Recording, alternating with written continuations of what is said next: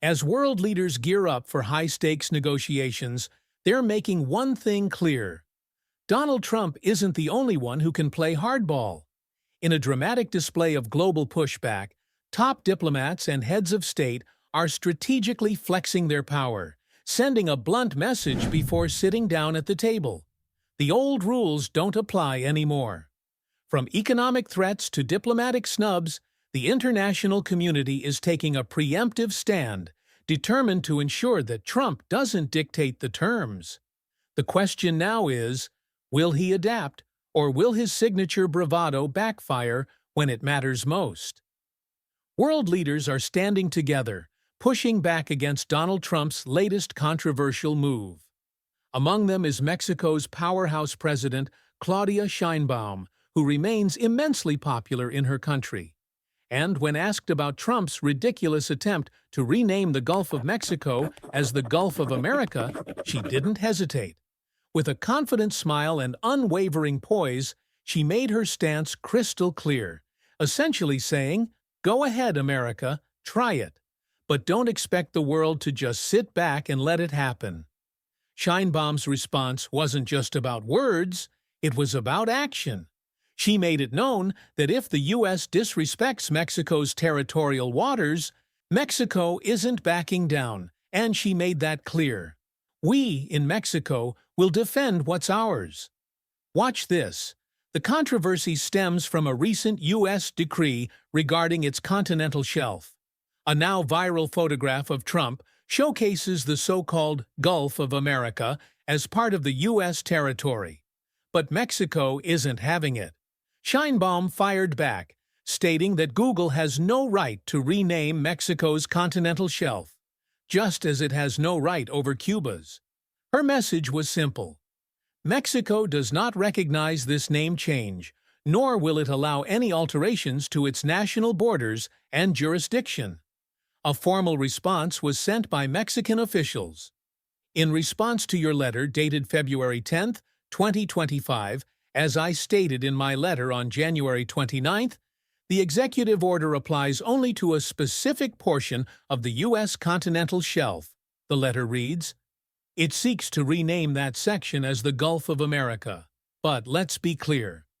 Mexico categorically rejects any attempt to rebrand areas within our national territory." Sheinbaum also made it clear that if Google does not respond appropriately, Mexico is ready to take legal action.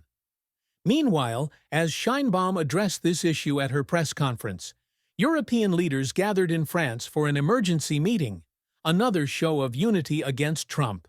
Their agenda? A direct response to his unpredictable stance on Ukraine. European leaders made it clear that the future of Ukraine and the future of Europe are tightly linked. They're not backing down.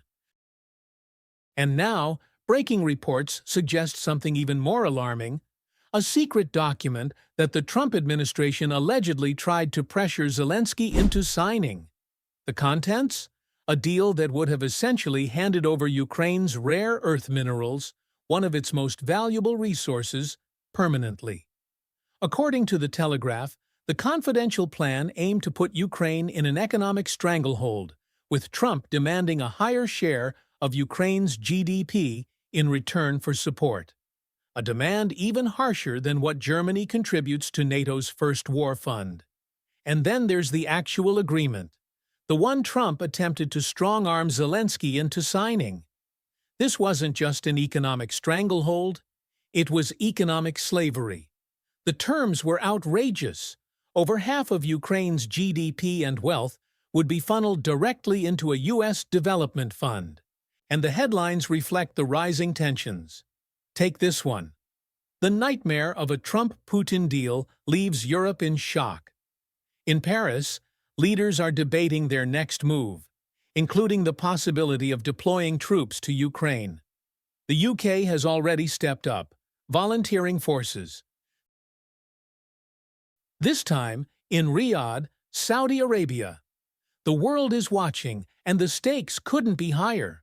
With U.S. Secretary of State Marco Rubio and Russia's Foreign Minister Sergei Lavrov in discussions, it became clear they were attempting to sideline both Europe and Ukraine. But Europe wasn't about to be cut out. In response, European leaders came together, determined to counterbalance what was happening and assert their influence on the global stage. UK Prime Minister Keir Starmer stepped up to address the situation directly. Today's informal meeting of European leaders was a vital first step in responding to that challenge.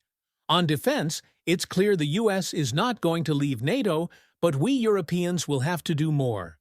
The issue of burden sharing is not new, but it is now pressing. On defence, it's clear the US is not going to leave NATO. But we Europeans will have to do more. Europeans will have to step up, both in terms of spending and in the capabilities we provide. And Starmer didn't stop there. At a press conference following the meeting, organized by French President Emmanuel Macron, he elaborated further. On Ukraine, we're at the very early stage of the process. Europe must play its role, and I am prepared to consider committing British forces on the ground alongside others if there is a lasting peace agreement.